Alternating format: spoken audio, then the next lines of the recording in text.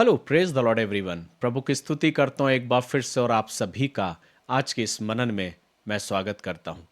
आइए हम सब परमेश्वर के वचन को निकालेंगे। यूहन्ना रचित सुसमाचार उसका 5वां अध्याय।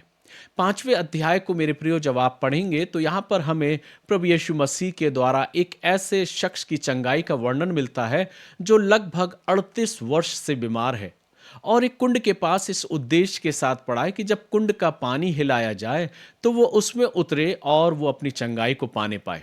लेकिन यहाँ पर हम कुछ और ही नजर आता है देखते हुए कि प्रभु यीशु मसीह उसके पास पहुंचता है।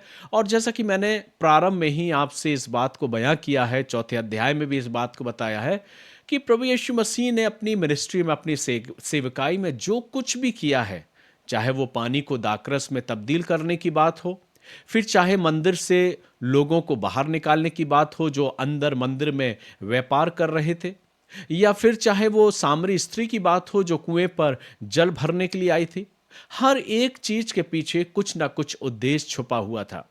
5वें अध्याय में भी जब हम आते हैं तो यहां पर एक ऐसा उद्देश्य हमें देखने को मिल रहा है जो कि प्रभु यीशु मसीह एक 38 वर्ष के रोगी को चंगाई देता है। वो उससे पूछता है, क्या तू चंगा होना चाहता है? ऐसा नहीं कि प्रभु यीशु मसीह को नहीं मालूम कि वो कितने वर्षों से यहाँ पर बीमार पड़ा हुआ है और अपनी अस्वस्थता के कारण उस चंगाई को पाना चाहता है, लेकिन फिर भी वचन कहता है कि उसने जान लिया था कि वो कितने समय से इस अवस्था में पड़ा हुआ है। यीशु मसीह उसके पास जाकर पूछता है कि क्या तू चंगा होना चाहता है? लेकिन इसकी अपेक्षा वो अपनी कमियों को, अपनी खामियों को बताने लगता है कि मेरे पास कोई नहीं कि कोई मुझे इस कुंड में उतारे। लेकिन प्रभु यीशु मसीह वहां से कहता है, उठ, अपनी खाट उठा और चल फिर।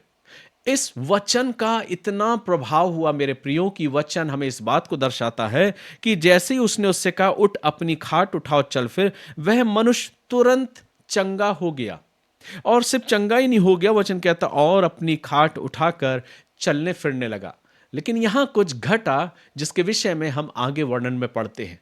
मेरे प्रियो, जैसे ही प्रभु यीशु मसीह ने इस शख्स को चंगाई दी जो 38 वर्ष से रोगी था, उससे कहा, क्या तू चंगा होना चाहता है? वो अपनी कमियों को, अपनी खामियों को गिनाता कि मेरे पास कोई शख्स नहीं कि जब कुंड का पानी हिलाया जाए तो मुझे इसमें उतारा जाए। लेकिन यीशु मसीह उससे कहता है, उठ, अपनी खाट उठा और चल फिर। और वो उसी घड़ी तुरंत चंगा हो गया और अपनी खाट उठाकर चलने फिरने लगा। जब यह घटना घटी तो वचन में लिखा है, यह सब्त का दिन था। अब जब इस वचन को हम पढ़ते हैं तो हम पाते हैं कि उन यहूदियों को यह बात बहुत बुरी लगी कि सब्त के दिन किसी को चंगा कैसे किया गया, क्यों यह काम किया गया और क्यों वो बीमार शख्स जो कि 38 वर्ष से रोगी था अपनी खाट उठाकर चल फिर कैसे रहा है। बात यह नहीं थी कि वो चंगा कैसे हो गया, बात यह थी कि सब्त के दिन कोई काम क्यों किया गया। चूंकि यहूदियों में यह प्रथा थी कि सब्त के दिन किसी भी काम को करना उचित नहीं था, वो उनके नियमों का उल्लंघन करना था। लेकिन यहां हम देखते हैं कि जब यहूदियों ने उसे चंगा हुआ देखा और कहने लगे, आज तो सब्त का दिन है, तुझे खाट उठाना उचित नहीं है, उसने उन्हें उत्तर दिया, जिसने मुझे चंगा किया उसी ने मुझसे कहा, अपनी खाट उठा और चल फिर। जब वो शख्स अपने उस बारे में बताता है कि मुझे जिसने कहा, उठ, अपनी खाट उठा, चल फिर, इसलिए मैं चंगा हो गया, तो उन्होंने पूछा कि वो कौन मनुष्य है, लेकिन वो नहीं जानता था कि किसने उसे चंगाई दी। लेकिन एक समय और आया जब वो मंदिर में था, वो उससे मिला और तब प्रभु ने कहा कि तू स्वस्थ हो चुका है, अब फिर पाप मत करना, कहीं ऐसा ना हो कि इससे बड़ी विपत्ति तेरे जीवन में आए। तो जो भी वृत्तांत हम यहां पर पढ़ने मेरे प्रियो, ये कुछ भी वृत्तांत जो हम मनन कर रहे हैं, ये यूं ही नहीं घटा मेरे प्रियो। हर एक कार्य के पीछे, हर एक सेवा के पीछे, एक चंगाई के पीछे प्रभु यीशु मसीह का एक उद्देश्य था, एक मकसद था। यहां पर यहूदियों का यह नियम था कि सब्त के दिन कोई कार्य नहीं करना है, और इस शख्स को काम करते हुए देख वे पूछने लगे कि किसने तुझे चंगाई दी है। यीशु मसीह भी इस बात को जानता था, इसलिए उनके बीच में प्रभु यीशु मसीह ने सब्त के दिन उस शख्स को चंगाई दी। और वे यीशु मसीह से पूछने लगे कि तू ऐसा क्यों किया। और इस वचन लिखा है कि इस कारण यहूदी यीशु को सताने लगे, क्योंकि वे ऐसे काम सब्त के दिन करता था। इस पर यीशु ने उनसे कहा, मेरा पिता अब तक काम करता है और मैं भी काम करता हूं। मेरे प्रियो, कई बार औपचारिकताएं, कई बार जो रूढ़िवादी नियम है, वो कई बार हमारे जीवनों को कई गर्त तक ले जाते हैं। यहां पर भी एक ऐसा ही नियम था कि सब्त के दिन चाहे कुछ भी हो जाए, कोई कोई काम नहीं करना है, किसी भी प्रकार के कार्य को अंजाम नहीं देना। लेकिन यीशु मसीह तो उनके विपरीत, उनके नियमों के विपरीत अपने कामों को कर रहा है और उन सेवाओं को कर रहा है, उन उन बीमारों को स्वस्थ कर रहा है, उन्हें चंगाई दे रहा है, जैसा कि यहाँ 38 वर्ष के शख्स को हम चंगाई को पाते हुए देखते हैं। लेकिन ये यहूदियों के लिए बहुत बड़ी बात हो गई कि सब्त के दिन ऐसा क्यों किया, और जैसा कि वचन में लिखा है कि वे उसे उसे सताने लगे और उसको पकड़ने का, उसको षड्यंत्र, उसके लिए षड्यंत्र रचने लगे। कल्पना कीजिए कि अगर हम ऐसा कोई नियम बनाएं कि सब्त के दिन कोई कार्य ना किया जाए, तो क्या ये मेरे लिए बेहतर होगा? लेकिन यहां पर यह नियम को हम देखते हैं, वचन कहता कि प्रभु यीशु मसीह ने उनके प्रश्न का जवाब दिया जब उन्होंने कहा कि सब्त के दिन यह करना उचित नहीं है। लेकिन प्रभु यीशु मसीह कहता, मेरा पिता अब तक काम करता है और मैं भी काम करता हूं। कल्पना कीजिए मेरे प्रियो कि अगर सब्त के दिन प्रभु अपने काम को करना बंद कर दे, और अगर वो कहे कि मैं अपने सब्त के दिन अपने काम को बंद कर रहा हूं और जो कुछ भी जीवन मैंने तुम्हें दिया है, जो तुम्हारे जीवन का संचार है, सब्त के दिन मैं कुछ नहीं करूंगा, किसी की दुआओं को, प्रार्थनाओं को नहीं सुनूंगा और किसी को किसी प्रकार की आबो हवा और सांस कुछ नहीं मिलेगी, तो सोचिए मेरे प्रियो, हम और आप कहां होंगे? ये एक सोचने की बात है। लेकिन यीशु मसीह ने उन यहूदियों के समक्ष अपने पक्ष को रखा और उसने कहा कि मेरा पिता अब तक काम करता है, इसलिए मैं भी उसके अनुसार अपने कार्यों को कर रहा हूं। लेकिन उन्होंने उससे कहने लगे, वह ना केवल सब्त के दिन की विधि को तोड़ता है, परंतु परमेश्वर को अपना पिता कहकर अपने आप को परमेश्वर के तुल्य भी ठहराता है। यहूदियों को यह बात बहुत बुरी लगी कि प्रभु यीशु मसीह सब्त के नियम को तो तोड़ता ही है, लेकिन उसके साथ साथ वो अपने आप को पिता का पुत्र भी कहकर पुकार रहा है। ये बात उनको हजम नहीं हुई और वे उसे और सताने लगे। लेकिन आगे जब प्रभु यीशु मसीह अपने उस पुत्र के अधिकार को प्रकट कर रहा है, यूहन्ना इन सारी बातों को इसलिए लिख रहा है कि वो जगत का उद्धार करता जो अपने आप में अधिकार रखता है, उसे किसी नियम और कानून की आवश्यकता नहीं। वो सिर्फ ये जानता है कि लोगों की आवश्यकता क्या है, लोगों को किस प्रकार से उनकी दुख और तकलीफ, उनकी पीड़ाओं से निजात देना है। वो सिर्फ इस विषय पर ध्यान दे रहा है और प्रभु यीशु मसीह ने वही सब किया। वचन लिखा है कि वह सब्त का दिन था, वो सब कुछ जानते हुए भी उस सब्त के दिन में उस 38 वर्ष के रोगी को चंगाई देता है। महत्वपूर्ण क्या था कि उस शख्स को चंगाई देना, या महत्वपूर्ण यह था कि सब्त के दिन उस व्यक्ति को उसी अवस्था में छोड़ देना? लेकिन प्रभु यीशु मसीह ने यहां पर इस बात को प्रकट किया कि जैसे उसका पिता हमेशा कार्य कर रहा है, वो भी अपने पिता के अनुसार अपने कामों को कर रहा है। जब हम आगे वचन में जाते हैं तो लिखा है, मैं तुमसे सच कहता हूं, पुत्र आपसे कुछ नहीं कर सकता, केवल वह जो पिता को करते देखता है, क्योंकि जिन जिन कामों को वह करता है उन्हें पुत्र भी उसी रीति से करता है, क्योंकि पिता पुत्र से प्रीति रखता है और जो जो काम वह आप करता है वह उसे दिखाता है। यहाँ पर प्रभु यीशु मसीह अपने पुत्र के उस अधिकार को प्रकट कर रहा है, अपने उस अधिकार को दर्शा रहा है कि पिता उससे प्रसन्न है, पिता उससे प्रीति रखता है और वो भी पिता से प्रीति रखता है, और वो चाहता है कि वो समय रहते हुए अपने सभी कामों को पूरा करे। ये सब कुछ इसलिए हुआ ताकि यहूदी लोग इस बात को ध्यान से जान पाएं कि जो प्रभु है वो सब्त के ऊपर का भी प्रभु है, वो सब्त के ऊपर भी अपने अधिकार को रखता है। लेकिन उसके लिए आवश्यक है मनुष्य, इंसान की उनकी आवश्यकता क्या है, और इसलिए प्रभु यीशु मसीह उस 38 वर्ष के रोगी को चंगाई देता है।